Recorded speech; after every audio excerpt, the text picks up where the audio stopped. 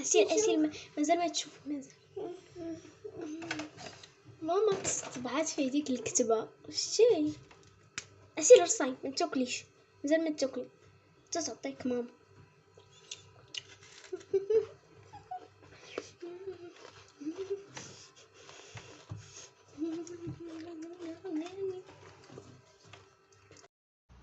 بسم الله والصلاة والسلام على رسول الله. اليوم ان شاء الله عاد اخيرا قدرت انني ندير هاد الترند. شحال هادي وانا كنوجد، انا بغيت باش نديرو وما كتبش، ما كانش عندي الوقت، كنت مسافره وعاد رجعت دابا لداري وانا درتو.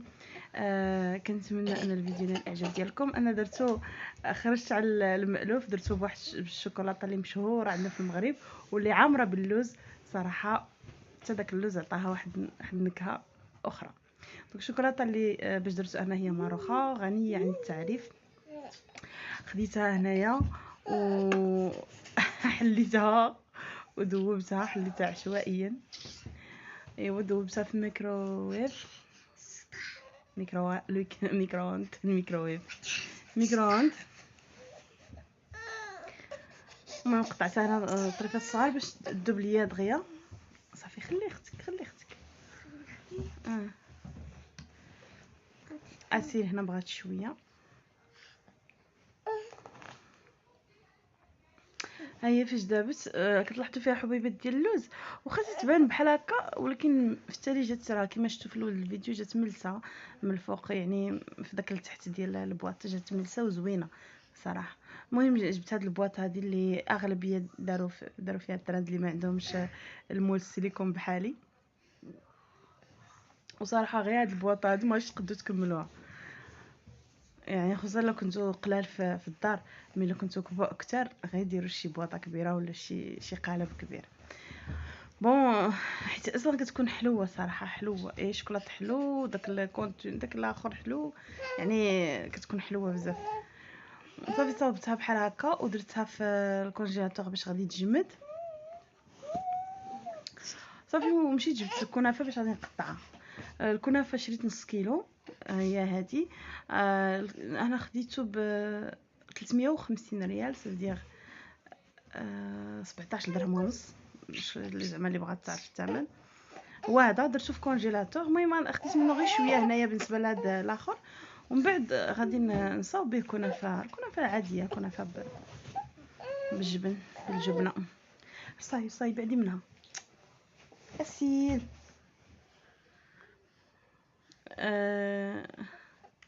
هنايا كنحاول نقطعها.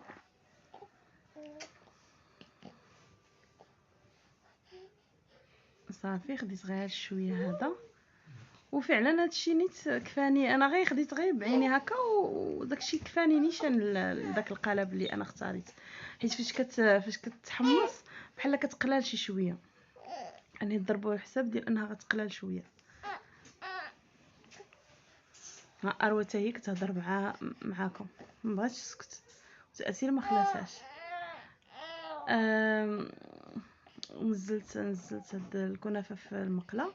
صافي ومشيت رشيت عليها غير شويه الزيت ودوزتها هكا حتى تحمصات بحال هذا الشكل. خصكم ضروري تقابلوها، يعني ما تغفلوش عليها نهائيا.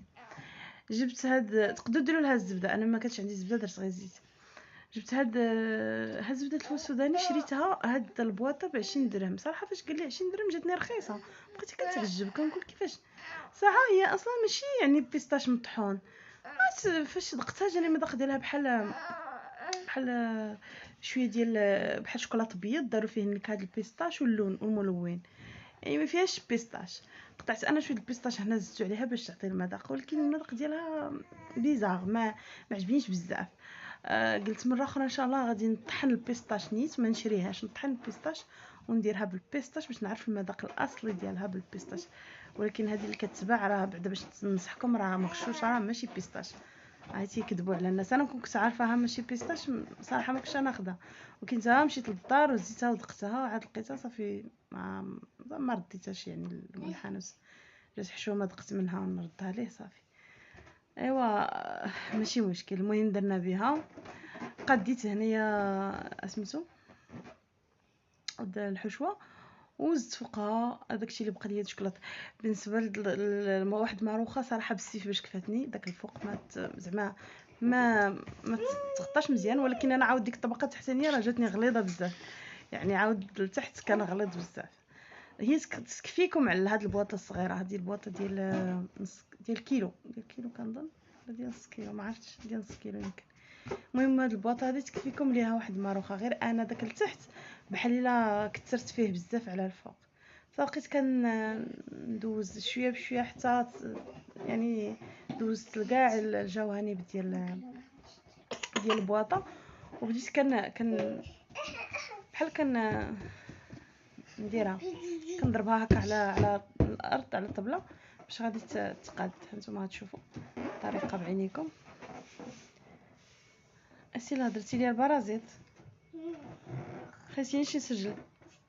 هانتوما بحال هكا شفتوا، ولكن راه تيبان شويه د الحشوه تما، جات رقيقه.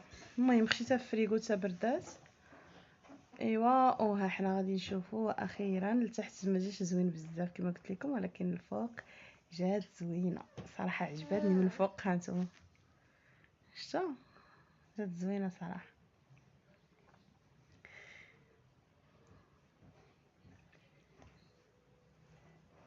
تضبب ليا البورطابل كنحاول نصاوب صافي. ها هي. ايوا هنايا لحظه الحقيقه. هاد كلشي على هاد التهريسه، كلشي على هاد اللقطه، كلشي على هاد التهريسه وهاد اللقطه هادي زوينه.